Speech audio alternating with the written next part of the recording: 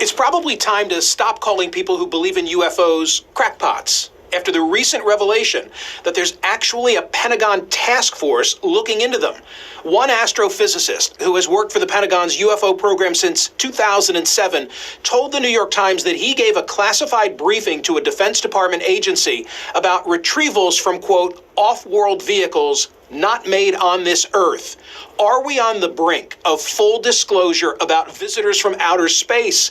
Joining me now is Christopher Mellon. He served as Deputy Assistant Secretary of Defense for Intelligence during the Bill Clinton and George W. Bush administrations. He also co-hosts Unidentified, Inside America's UFO Investigation on the History Channel. So, Chris, I sense that there has been a sea change recently in the way in which these reports are being carried and covered. What accounts for it? What has gone on recently?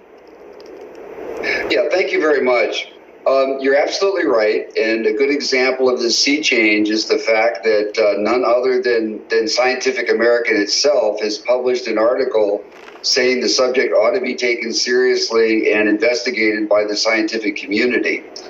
I think this change is largely primarily a result of the fact that the Defense Department and the Navy themselves have stood up and publicly acknowledged that this phenomenon is real, that this is happening, that our Navy pilots are encountering these vehicles. And so that imparts a credibility that simply did not exist prior to that time. I was quoting Eric Davis. I know you're familiar with his work when I read that New York Times paragraph a moment ago. Do you believe that there are objects in our possession, broadly defined our possession, that are from something other than this Earth? What I will say about that is that I think that assertion should be taken seriously. I'm aware, I know Eric very well.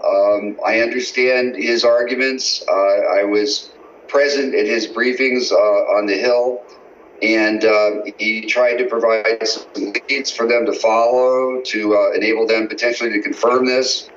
It is an issue that should be taken seriously. In fact, curiously, President Trump himself on Father's Day indicated on air while being filmed that he did have classified information about Roswell, New Mexico, which is, as most people know, is the legendary site of an alleged crash of a UFO. And when asked by his son about declassifying it, he said, "I'll have to think about it." I don't know what there is about Roswell that could be classified or interesting other than that one particular issue. So there is a lot of new press and new information coming forward. And again, as I said, I think this is a topic that the oversight committees should take seriously and investigate. It's the only thing missing from this election. Who knows what the next 90 days brings? This is a global issue. This is not Right. This is not a United States issue. Are there other countries that have taken a lead in the exploration of this subject? Absolutely. In fact, we're behind several other countries. France, for many years, has had an official process involving their national security forces and police forces. Every year they examine a number of cases and bring in outside scientists. A lot of that information is public. My colleague Lou Elizondo has made trips both to Italy and South America, and we present a lot of this information on our show, as well as a lot of information from current and former U.S. military personnel and their experiences. But you're absolutely right. This is not unique to the United States.